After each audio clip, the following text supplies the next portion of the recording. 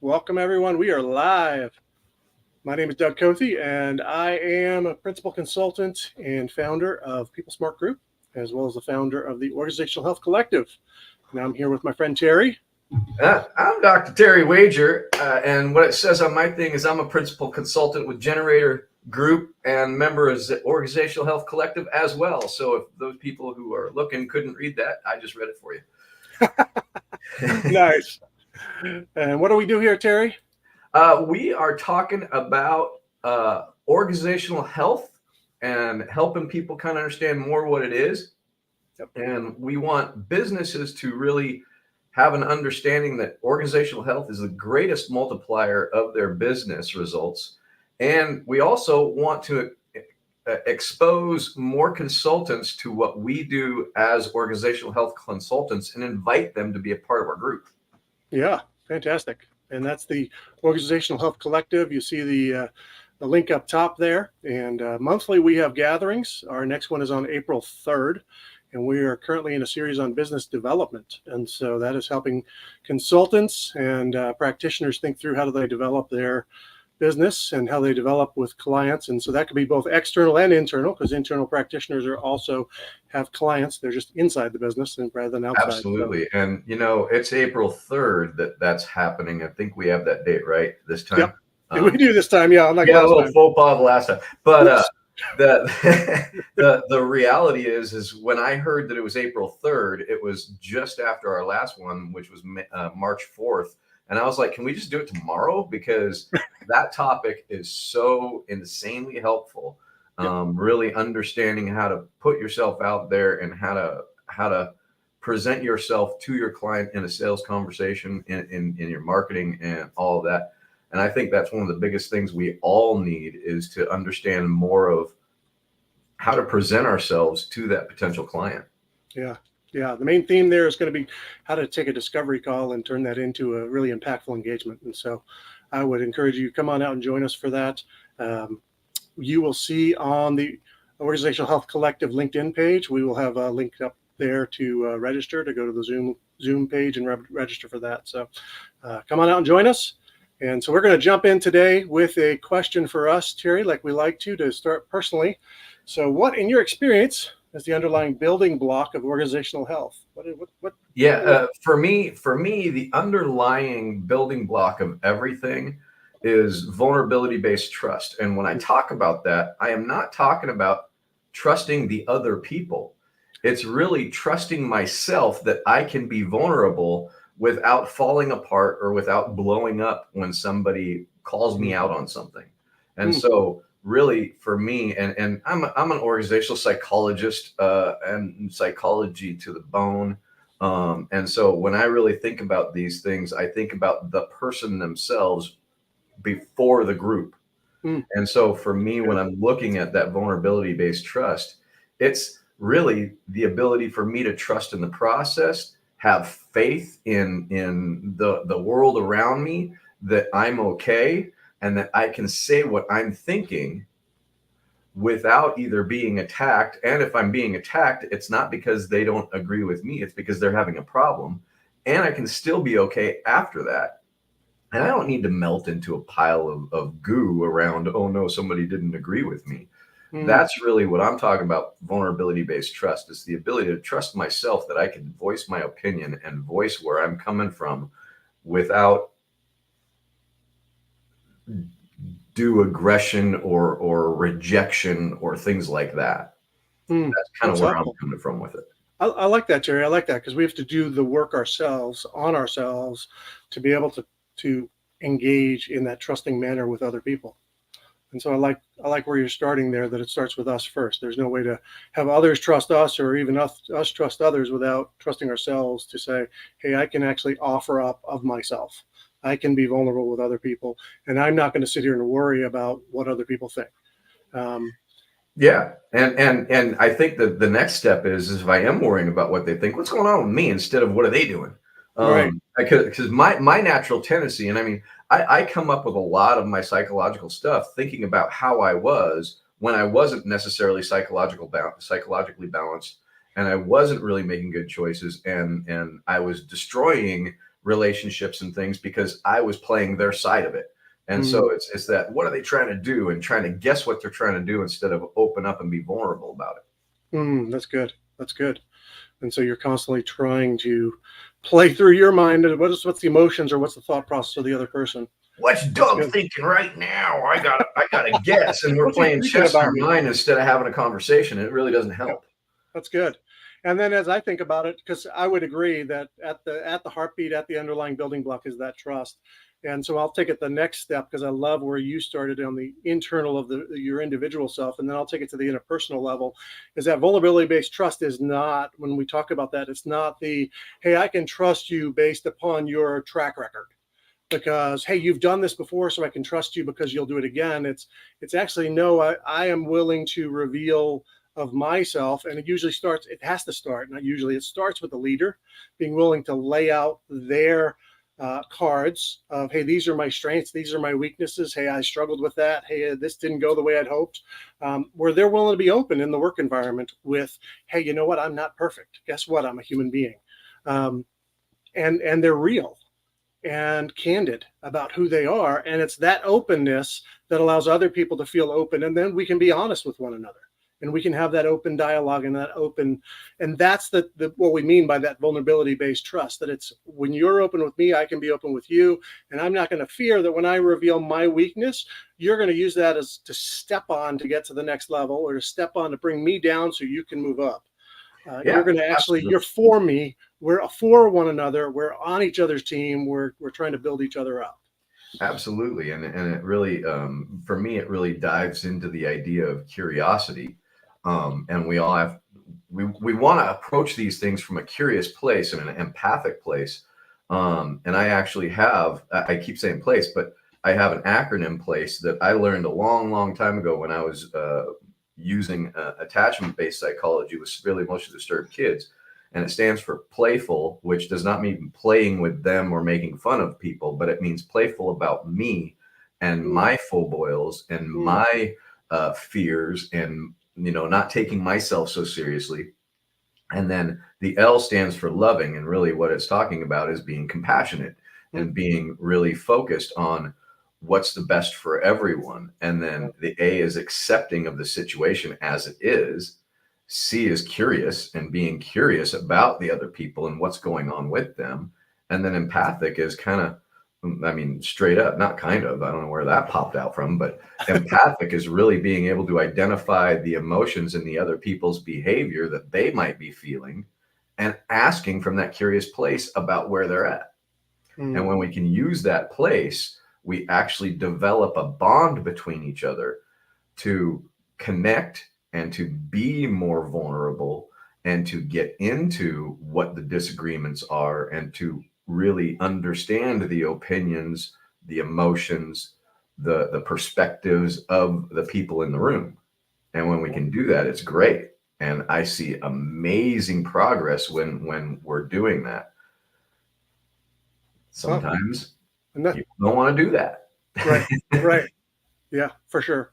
Well, and that sounds like a helpful tool for other people to use to think through his place. Oh, absolutely.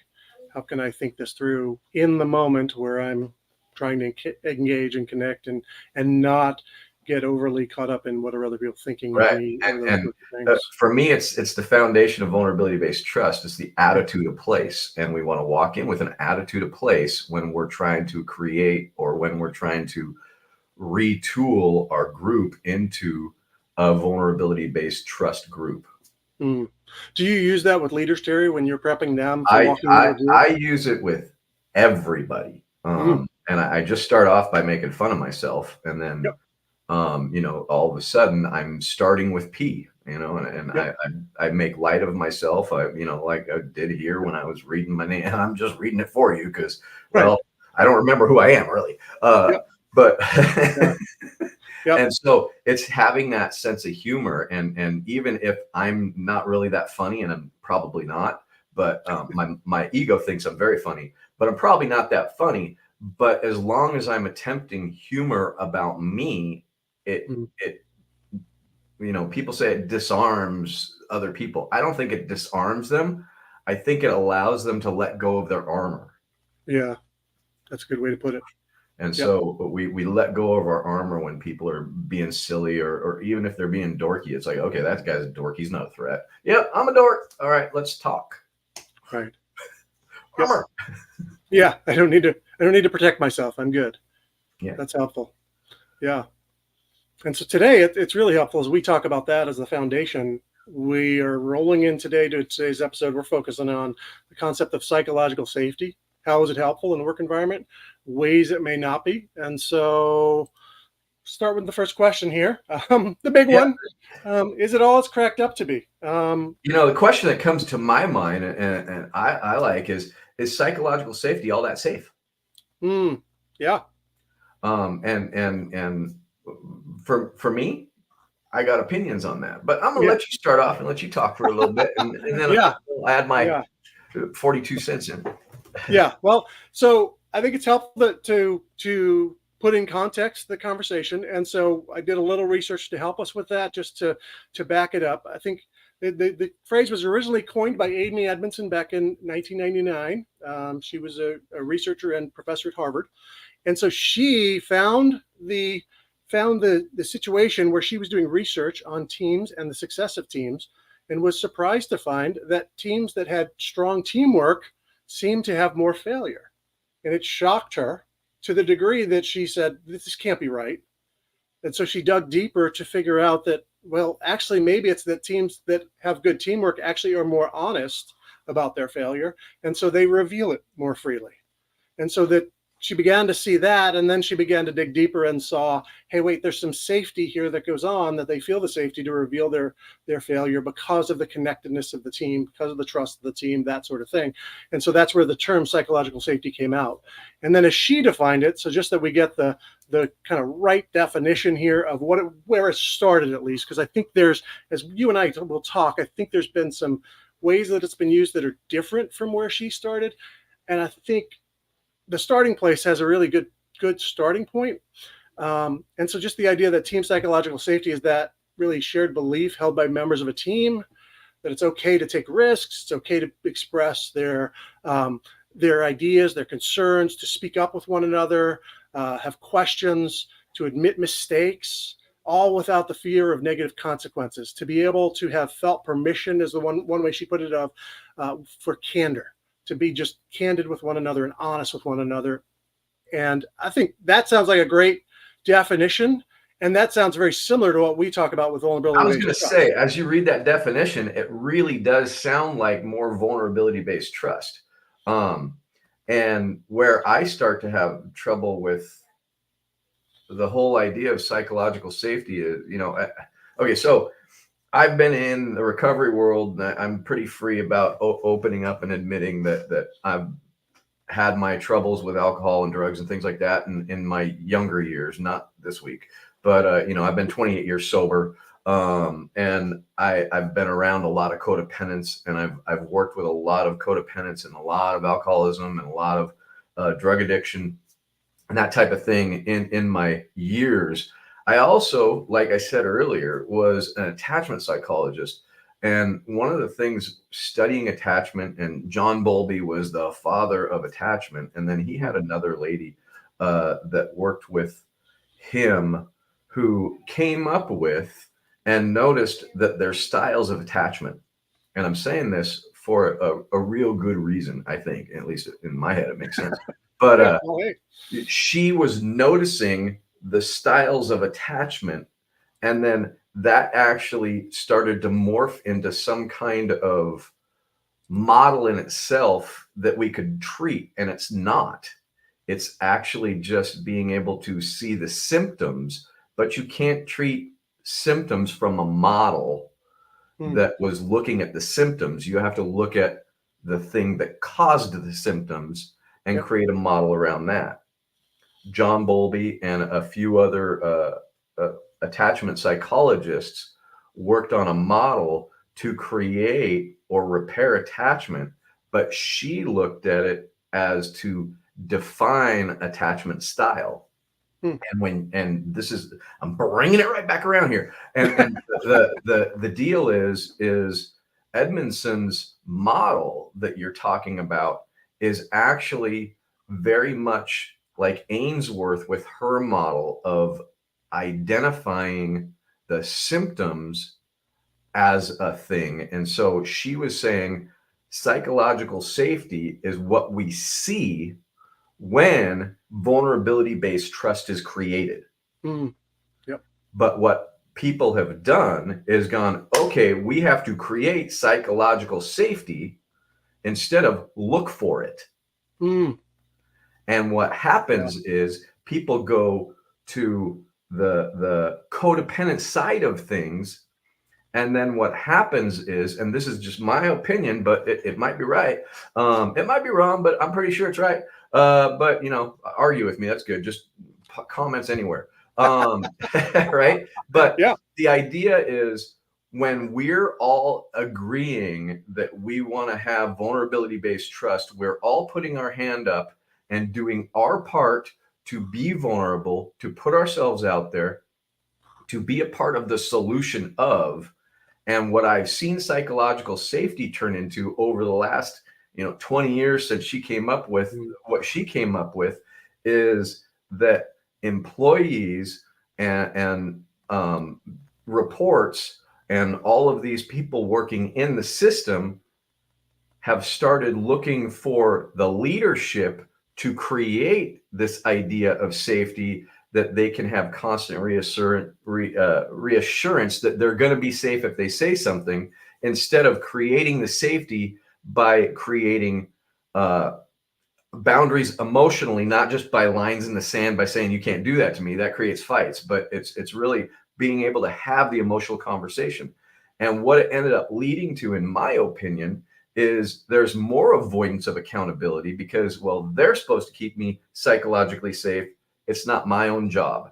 And it's very similar to the idea of what we see with bullying these days. And we're supposed to rely on the school system to remove or eradicate bullying. Right. But it's each person's individual responsibility to, when they see it, confront it.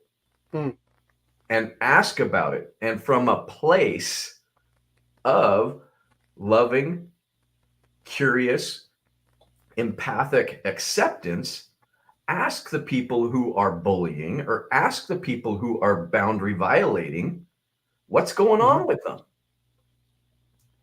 But we're too scared to. Mm-hmm. Yeah. Yeah. So it seems like we have thought to create a situation of a certain feeling instead of looking for a character-based focus on seeking the welfare of the other person. Yeah, I think that, and I'm not sure how this has happened, but I see it in a lot of different things, in the political correctness, and we just can't talk about. I'm probably going to get canceled, but we're probably. Yeah, that probably happened a long time ago, Terry. So you're good. Yeah, 30-second time being canceled, but we tend to back away from confrontation, fearing that people are going to be upset with us instead of getting clarity.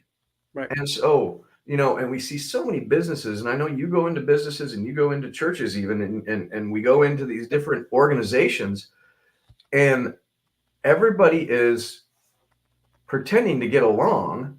Yep.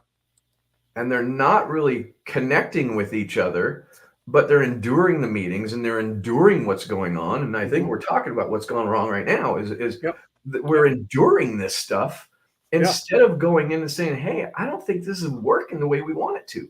No. Yeah. And as soon as I say that, oh God, we need the safety people to come in and cancel him and shut that down so we're all safe again and we don't have to admit. Yeah. And I think I get passionate about this, and you can tell I'm probably a little bit passionate about it, but I get passionate about it because I've watched people do the same thing with drugs and alcohol and kill themselves. Yeah. They couldn't admit that they had the problem. They couldn't admit to their partners, or they couldn't admit in their jobs that they were struggling with something, partly because they wanted to keep drinking, because that's the solution they came up with, but or using drugs, but partly because there's such shame around feeling bad. And believe it or not, we actually feel shame. We human beings feel shame when we feel bad. Yeah. And so just because I feel bad that you said something, now I'm feeling shameful because I think I should be stronger than that. Right. And I was like, no, we got to admit that. We got to talk about it. Yeah. And people don't. Right. Right. I mean, so vulnerability-based trust would probably move us more in the direction of actually saying, when you said that, it made me feel like you were saying there's something wrong with me and my idea, not just my idea. Right. And giving the person the opportunity to go, no, that's not what I'm saying at all. I'm seeing some issues with the idea. I love what you did. I'm excited about who you are. This is about the idea. Right. And so we put it back out there and throw it back out there and have that opportunity. But if we're all about the feeling and that trumps everything, then we're done right there. Once the feeling arises, it's over. Yeah. And I think that the bigger thing is, and I think this is important. Write this down. I have a coach who used to say that. This is a writer downer. And I love the coach. I just make fun of the voice because all the time. But and it was a woman. But the thing that was really interesting is that we need psychological safety when we haven't created clarity in our group or in our team, and we haven't come up with the ground rules for how we're going to interact, and we haven't gotten everybody to buy in, because we started off with, okay, we're going to have a safe space first instead of creating and making it a safe space. Yeah. And it's interesting. I keep getting spam phone calls, but it's interesting, like spam. But they know you're talking about this, Terry. They're calling you. Yeah, exactly. Constant. But it's interesting because they want to put the cart before the horse. They want to create a safe space, almost like a clean room, so we don't get any germs of human behavior on us. And it's like, look, the human behavior is already there. As soon as we walk in, and in fact, I need psychological safety just for me to walk in my own office all alone. Otherwise, I might get attacked by my ego, and it happens a lot. And so how are we going to create this psychological safety there? It's like, wait a minute, we do it to ourselves. Yep. In fact, I would rather be in a room of people who mildly don't like me than me on a bad day. Me by myself on a bad day. Yeah. Because I'm meaner than all of them all together. To me, right. I'm actually very nice to most people. So if I'm not nice to you, sorry. But the reality is that when we're looking at this idea of psychological safety, and I use Tuckman. I don't know if you've ever heard of Tuckman's model of group forming, but it's a forming, storming, norming, and high performing. I put high performing in there. He just says performing. But I always talk about this and help people kind of understand that every group goes through this forming group or forming stage and then storming stage. And the storming stage is where you actually start having the psychological safety created by the vulnerability of the people. But if you, in the forming stage, if part of the forming, you create the structure that you make everybody agree that they're going to be nice to each other, well, now everybody's dominated by the fear of being in trouble if they're not nice. So they don't know how to confront and they don't know how to talk about what's going on. And we didn't come up with it together. So we got to step back into the forming stage and go, okay, part of the forming stage is vulnerability-based trust. And on the other side of it, the norming stage through the storming is going to be a result of psychological safety, or what Amy Edmondson was talking about, which is there will have higher levels of trust, higher levels of buy-in, higher levels of functionality. Yeah. And so the psychological safety is a creation of vulnerability-based trust and conflict. Yep. Yeah, but you got to have the conflict in there, right? Got to have the conflict. Got to be able to have that freedom before you have the safety. Yep. And so it's interesting. So in my research, I'll take this the next step for you.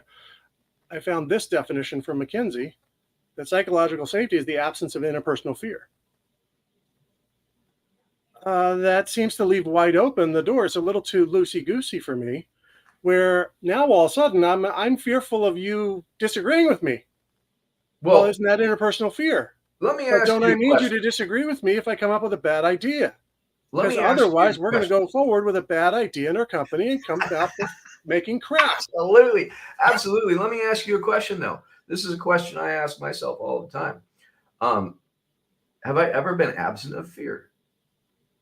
It's a great question. And no. My answer is, well, I mean, okay, sitting watching TV, sure, okay, maybe, but I'm fearing people aren't thinking of me, because, well, I like that. No, I'm just kidding. But the reality is there's always fear as long as we have our ego or our internal protector, because it's sitting there talking to us, even when we're sleeping, about all of the possible problems of the world. And Right. so I would love to see Mackenzie's explanation. I want to know who in McKinsey actually is that McKinsey the group or McKinsey the McKinsey guy? Company. Yep. I'd like to have each one of them say where they came up with this idea of the absence of interpersonal fear, because the reality is I've never had it. Yeah. I've been going to 12-step meetings and things for absolute years, and every time I walk into a new one, there's fear. Every time I walk into an old one, there's fear that what I'm going to say isn't going to play well, or what I'm And going those to are one of say the isn't going to help. safest places on the planet because they're the most accepting and yeah, Well, I mean, that sort of.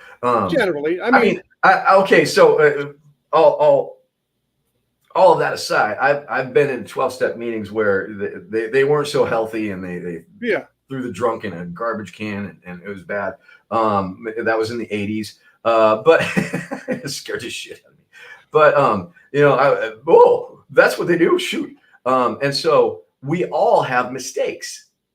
We all make mistakes. Right. And so for me, psychological safety being the absence of interpersonal fear is No way. not a good definition. If I was going to give it a definition based off of this definition, I would say something to the effect of psychological safety is the result of everyone engaging in vulnerability-based trust courageously.